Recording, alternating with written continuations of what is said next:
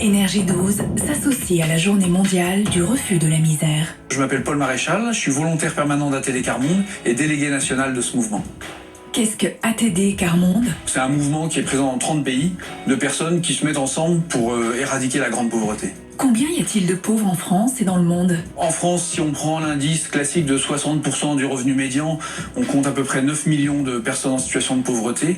Et les gens qui sont en situation très très difficile d'extrême pauvreté, c'est de l'ordre de 3 millions. Et au niveau du monde, on parle de l'ordre d'1 milliard de personnes qui vivent dans des conditions très difficiles. Quelles sont les principales causes de la misère?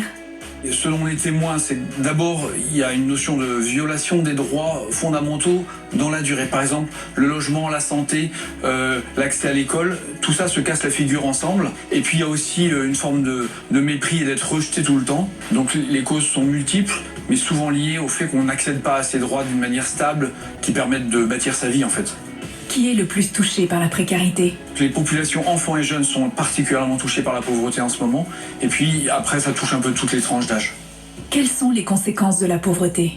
En fait, ça détruit très profondément. Moi, parfois, c'est presque une forme de torture où on a l'impression qu'on ne sert plus à rien, qu'on vaut plus rien. Et on finit par le croire, en fait. Et donc, ça joue sur tous les domaines de la vie, quand même. Quelles sont les différentes actions d'ATD Quart Monde? On a des projets comme la bibliothèque de rue qui permet aux enfants d'accéder aux livres, à la culture. On a des projets autour de l'université populaire qui permettent aux gens de participer, c'est comme citoyens. Et puis des projets ciblés sur la santé, l'éducation, le logement. Où on se dit mais on met toutes les forces possibles pour que le droit des personnes puisse être respecté. Et on invente avec elles des solutions. Quels sont les objectifs de la journée mondiale du refus de la misère? C'est de permettre aux personnes qu'on n'entend jamais de prendre la parole.